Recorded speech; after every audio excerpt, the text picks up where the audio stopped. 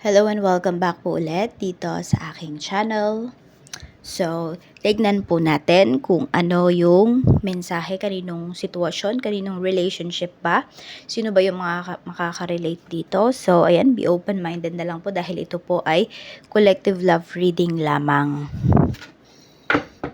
So, as always, hindi po lahat sa inyo ay makaka-resonate. So, be open-minded. So, tignan po natin ano ba yung sitwasyon towards this connection. Spirit guide. Ano po ba ang sitwasyon? Ano po ang sitwasyon towards this connection? Spirit guide, this relationship.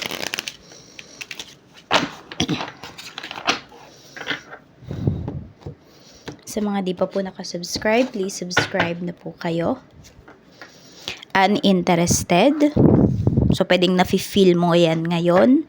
Pwedeng ikaw yung nakaka-feel na parang hindi ka na interesado dun sa person mo or the other way around. Okay. Okay. Okay. So, yung iba po sa inyo, uninterested kayo dun sa mga bagay na pwedeng nababalitaan po ninyo towards this partner. Okay? Towards your partner.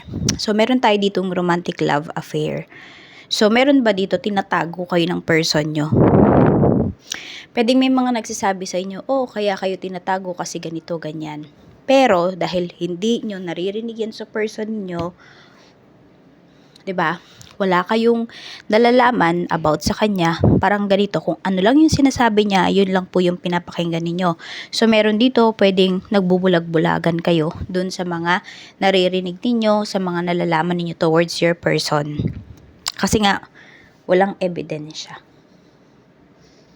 Kaya parang hindi pa kayo naniniwala. Hindi kayo makapaniwala. Or sinasabi niya na hindi kayo kayang lokohin ng person ninyo. We have uninterested.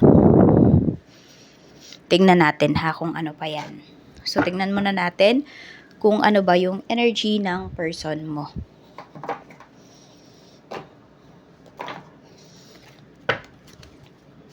This is your person.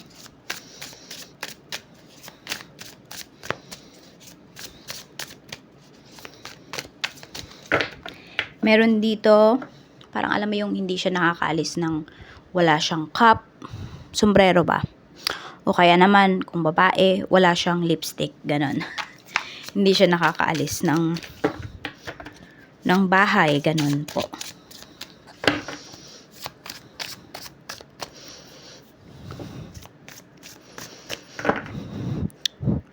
Okay, some of you, ang pinapakita kasi dito is pwede po na may third party kasing pinapakita po, yung third party na to, pwedeng katrabaho niya.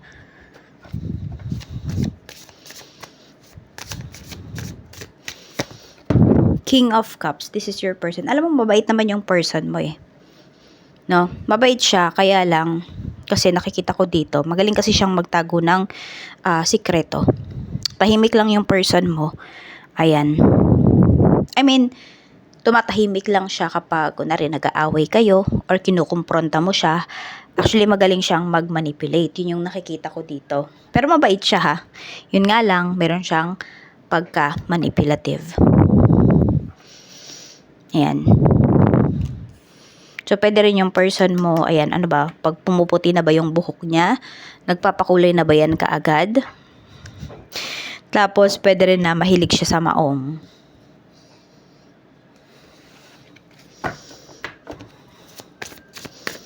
Tingnan natin. Ano ba yung nafe-feel niya towards your connection? Ano yung nafe-feel niya towards your connection? Six of Swords, diba? Umiiwas lang talaga siya. Kaya nga wala kang naririnig sa kanya. Kaya din ayaw mong maniwala dun sa mga nasasagap mong balita. Kasi, or yung mga pinaparating sa'yo na balita. Kasi nga po, hindi naman nagsasalita itong person mo. Wala siyang dinedeny, wala din siyang kino-confirm. Kaya po, ayan. So, pag-iwas lang talaga yung kaya niya. Hindi siya talaga nagko-comment doon sa mga binabato mo sa kanya. Tignan natin. Okay. Ito yung current feelings niya about sa sitwasyon ninyo. Tignan natin, meron ba talagang third party? Or someone na gumugulo sa isipan niya? Kuha tayo dito sa ano.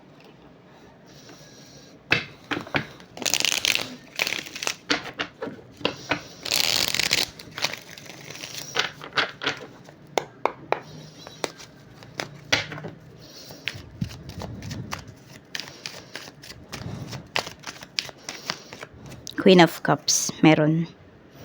Ayan. Kuha pa tayo ha. Mukhang fall na fall sa kanya yung taong to. Justice. Mukhang katrabaho niya nga talaga. Very vulnerable sa kanya yung tao na to. Page of Cups. Ayan. Meron nga silang relationship. Nag-umpisa lang yan sa mga bola-bola. Ganun. Ten of Swords. Meron talaga. Ayan po. No? May third party talaga dito. Kasi may taong lumabas, oh. Diba? Tinatanong natin kung may third party ba? Yes, meron. Okay? Meron din dito, for some of you, pwedeng ito po ay hindi naman niya, hindi romantic relationship, ano. Pwedeng yung third party dito, nanay niya. Pwede po kasi, ayan. Baka ginagawan ka ng kwento nitong nanay niya. Okay, yung in-laws mo. Or future in-laws mo. Gumagawa to ng stories para masira yung relationship ninyo. Pero hindi nagsasalita yung person mo. Bakit? Kasi pwede nga na nanay niya yon o kaya malapit yun sa kanya, yung tao na yon. Para kasing pinagsisira kayo. Ayan po. Oo. Parang alam mo yung taong to, inamin niya talaga sa'yo na ayaw niya sa'yo. Yung tipong ganun, sinabihan ka niya. Doesn't matter pala kung ano yung kanyang gender, ano. Pwede kasing babae, pwede rin lalaki yung may ayaw sa'yo. Pwedeng father niya, pwede rin naman na mother niya, or pwedeng mga kapatid. Ayan po. Parang gusto talaga nito is paghiwalayin kayo. Siguro yung pagiging manipulative ng person mo, namana niya dito sa taong to. Pero ayan, kung iniisip nyo naman may third party, tignan natin, ano. Okay, so yes po, may third party. Ito yung gumugulo sa isipan ng person mo. Paano niya ba yan hinahandle? Paano niya hinahandle yung third party na to?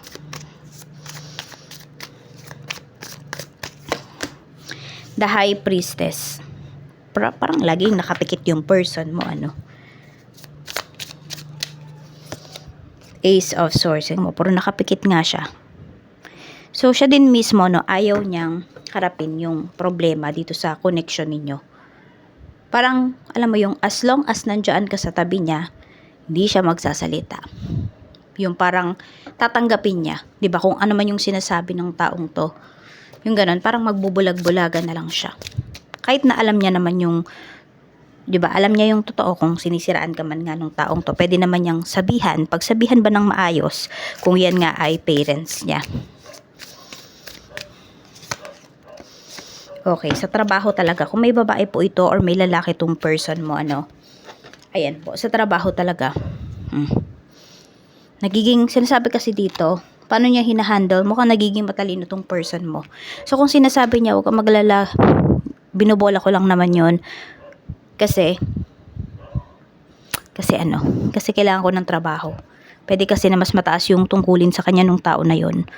Or, sabihin natin, same lang sila ng position, pero malaki yung natutulong sa kanya ng tao na yun. Pero, sabi ko nga sa'yo, manipulative yung person mo, huwag kang magpapabola doon sa sinasabi niya na ginagamit ko lang yung taong yun para sa trabaho, etc., etc.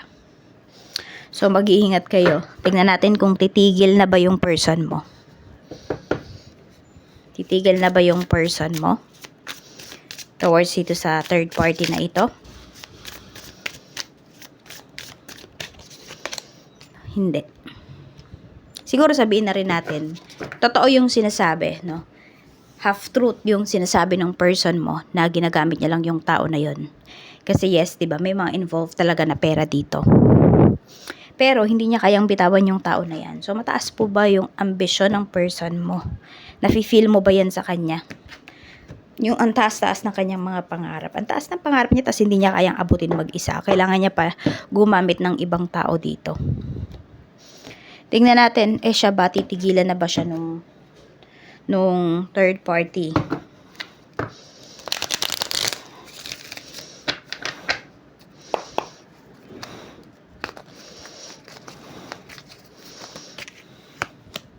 Two of Pentacles, nagdadalawang isip na yung third party sa kanya. Pwede kasi nafe-feel niya na parang, uy, teka, parang ginagamit lang ako. Ayan, nagdadalawang isip na. Matatauhan din yung third party na to. Alam mo, mukhang mas itong, kahit mahal siya ng third party, pero kasi nalalaman naman ng third party na niloloko lang siya. Mukhang yan yung aalis dito sa connection na ito. Siya yung puputol. Tingnan mo, siya yung may hawak na swords dito. Okay? Tapos, kasi very honest siya dun sa person mo. Okay. Very honest siya. Tapos niloloko lang pala siya. So, di ba ibang magalit ang mabait, hindi ba? So, ayan. Pero masabi ba natin siyang mabait kung alam niya na mayroon ng karelasyon itong karelasyon niya? Nakikita ko rin pala dito sa person mo, siya ba yung breadwinner dito? Or nagbibigay pa ba siya dun sa parents niya? Yan, kaya din siguro, ayun nga. No, kumapit sa patalim itong person mo.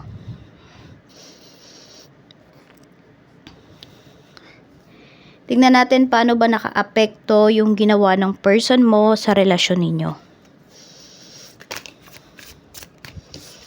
Paano naka-apekto yung ginawa niya sa relasyon ninyo? Okay. So, kuhanin ko lang yung mga nalaglag na cards.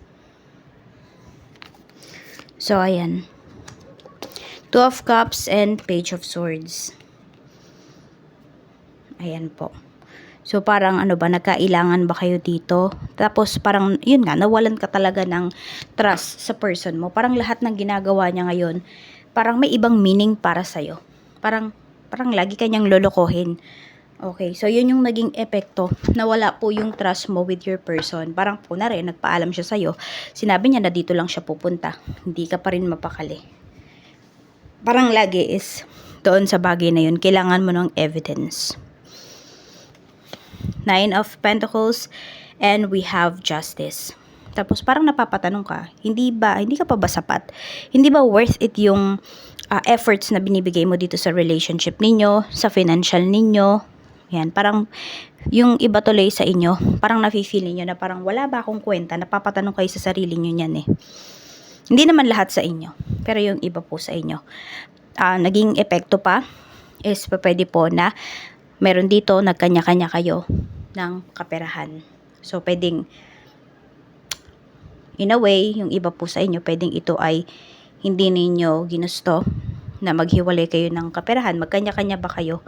Pwedeng napilitan ka na lang kasi pwedeng yung person mo naghihigpit din yan sa kaperahan. So, ayun, yung mga naghihigpit dyan sa kaperahan, baka naghihigpit nga yung person mo kasi nagsusustento pa siya dito sa kanyang pamilya. Or pwede rin, nagsusustento siya doon sa third party niya. Kasi di ka naman talaga sure kung mas mataas ba talaga yung position ng taong yon, or ginagamit niya lang ba talaga yung tao na yon, hindi ba? Kasi sabi ko nga sa'yo, manipulative yung person mo eh. May pagka-manipulative siya. Kaya hindi lahat ng sinasabi niya is totoo. Niloko ka nga niya dito, diba? Kung tinago niya yan sa'yo. Tingnan natin. Okay. Punta naman tayo sa energy mo. So, kuhanin muna natin ito.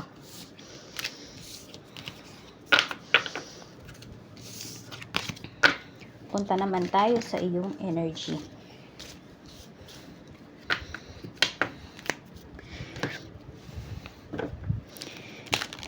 Tingnan natin your energy.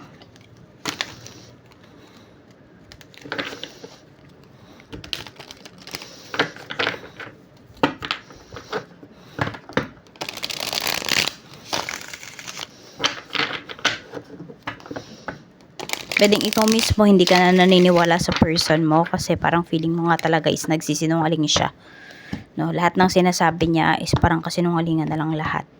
Na wala na talaga yung trust dito sa connection nyo. Okay. Your current feelings. Yung energy mo muna pala. Your energy. Ten of Pentacles. So, yung iba po sa inyo pwedeng galing kayo sa magandang pamilya. Hindi man siguro sobrang yaman na pamilya, pero maayos po yung family ninyo. Okay, parang alam mo yung pantay-pantay. Pantay-pantay yung tingin sa inyo, yung well-loved po kayo, ganyan. And yung iba din, pwedeng ayan, medyo nakakaangat-angat nga kayo towards dito sa person po ninyo. Ano to, may inggit pa siyang nararamdaman sa'yo, kaya ganun. Tingnan natin. Or there are times ba, energies can be reversed, na pwedeng ikaw ba yung minamaliit ng family niya, or the other way around, namamaliit ba siya ng family mo? Okay. Tingnan natin. Paano ba nakaapekto sa'yo mismo yung nangyayaring ito?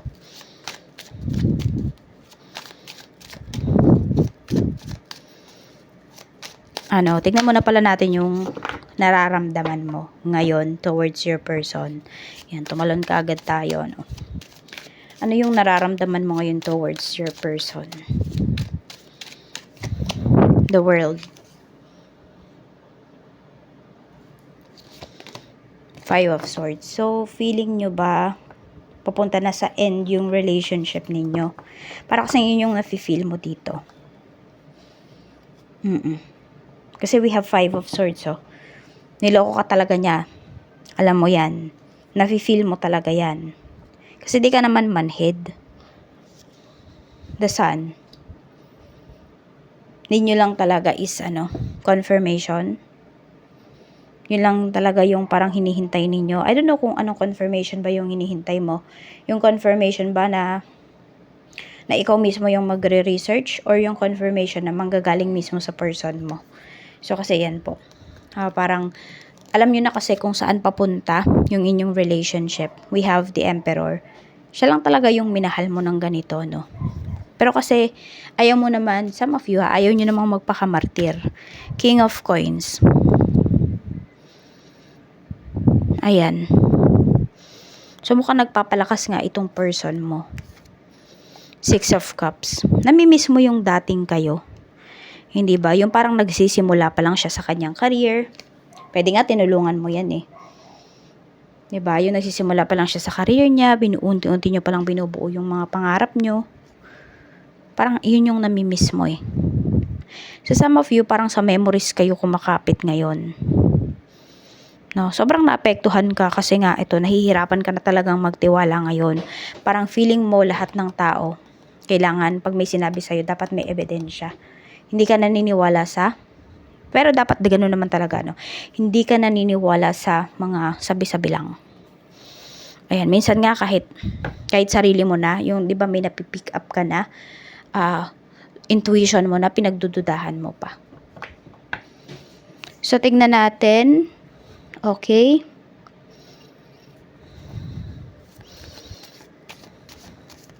Ito na, tignan natin. Willing ka pa ba na ayusin tong relasyon ninyo? Okay, we have Four of Cups.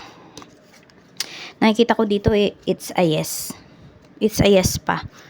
Ayan. Siguro nga hinihintay nyo lang din talaga. Pero nakikita nyo, parang it's the end. No, yung iba sa inyo siguro, yun yung na-feel ninyo. Or siguro it's the end na not your relationship, but pag umamin sa'yo yung person mo, alam mo na it's the end na between those two. Those third party. And sa kanya. Four of Cups. Nakikita ko dito mukhang pagbibigyan nyo pa. Hindi kayo yung aayos, pero papayag kayo na ayusin to. Okay, hindi kayo yung mag-e-effort talaga ha. The Empress. Kasi iba sa inyo, iniisip nyo yung mga anak nyo. Yes. Ayan. Knight of Coins. And yung meron ako nasabi kanina, diba? Pwedeng nagkakanya-kanya kayo pagdating sa kaperahan. So some of you talaga, pwedeng hindi nyo po talaga kaya. Kasi nga, pwedeng may maliit pa kayong anak, or yung iba sa inyo buntis kayo. Kaya ito, parang papayag kayo dun sa pag-aayos. Or sabihin natin, magiging willing po kayo na makipag-ayos dito sa person ninyo. Sige, tignan natin ano ba yung mafe-feel niya dun sa magiging decision mo. Kasi ito, nakikita ko sa inyo. Ayaw nyo rin namang bitawan agad-agad. Siguro, nakararamdaman ni person na nagiging cold ka. Okay? Pero, tignan natin. Ano ba yung mararamdaman niya dun sa magiging decision mo? Tignan natin. Magiging happy ba talaga siya?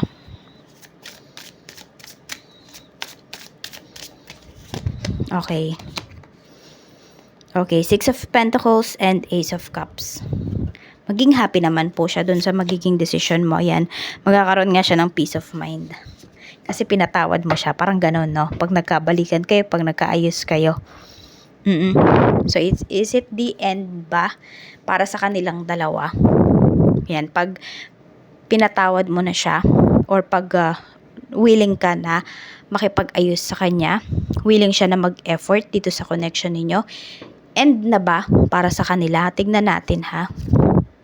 King of Pentacles, mataas pa rin yung pangarap ng person mo, pero let's see. Three of Swords, Six of Wands, okay. Mukhang mag-ano naman na siya, mag-titino na yung person mo. Mas magpo-focus na siya sa inyo. Yan, magpo-focus na siya sa inyo ng family niya. Ayan. Try mong i-request sa kanya na lumipat siya. Kung ito nga ay katrabaho niya, try mo siyang requesta ng ano ha, hindi yung nagkabati na kayo ha. Tsaka ka magre-request sa kanya. Mag-request ka hanggat nag-e-effort pa siya sa'yo. Diba? Para makita mo talaga kung willing ba siyang umalis dito sa company na ito or sa pinagtatrabahuhan niya. Kasi syempre hanggat magkasama po sila, 'di ba yung magkalayo nga nakakagawa ng paraan eh. 'Di ba yung LDR nga nakakagawa ng paraan. Paano pa yung magkasama sila sa iisang ginagalawan nilang, company, trabaho. So, yan, mag-request ka sa kanya. Tingnan natin ano ba yung gustong sabihin ng person mo? Ano ba yung nasa puso niya? Tingnan natin, mensahe po, spirit guide.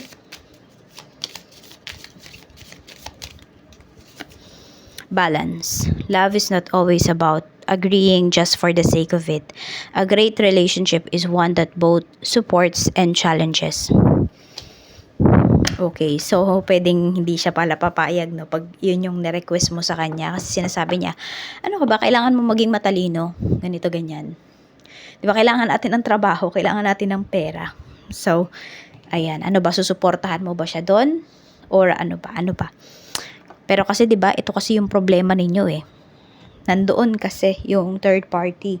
So, kung willing talaga siyang maayos yung connection ninyo, aalis talaga siya. Pero syempre, bago naman siya umalis, maghahanap naman siya ng bagong trabaho. Hindi naman yung basta-basta na lang siya aalis, 'di ba? Paghahanapin mo siya ng ibang work. O yung iba nga sa inyo, kung meron naman po kayong mga naipon dito, ayan. Kayo ba parehas? Pwede kayong mag-business na lamang. Kasi nga, wala kang trust sa kanya eh.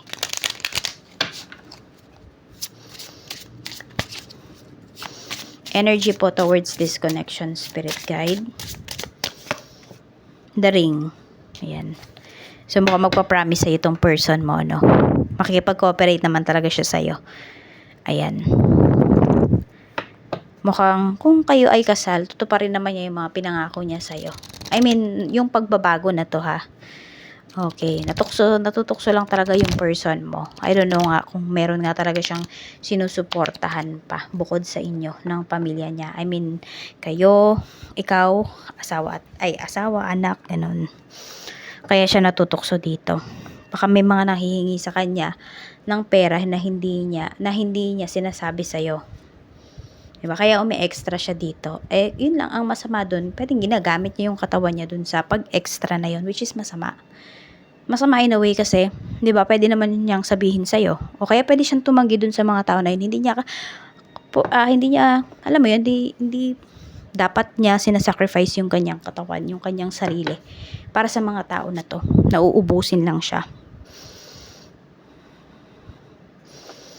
Ayan, meron dito kung hindi pa kayo kasal ng person mo, tapos matagal mo na tong nire-request sa kanya, I mean, hindi nire-request, matagal mo na tong hinihintay. So, pwede po na doon na kayo papunta. Pero pag-isipan nyo ha, kasi, syempre, wala na nga kayong trust dito. Napakahirap po nun.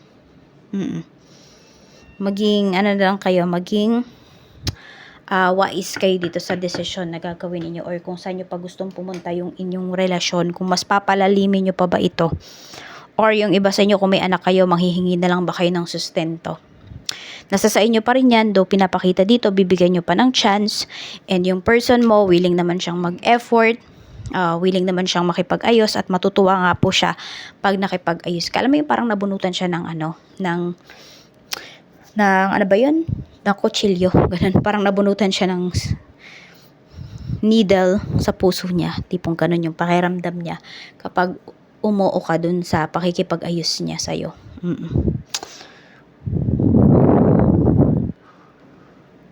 So, meron kasi talaga mga tao na, oo, mahal ka, pero natutokso sila sa iba. Ganon. Or mahal ka, pero hindi sila kontento. Okay, so yan lang po yung mensahe. Maraming salamat po. Mag-iingat kayo always and more blessings to come.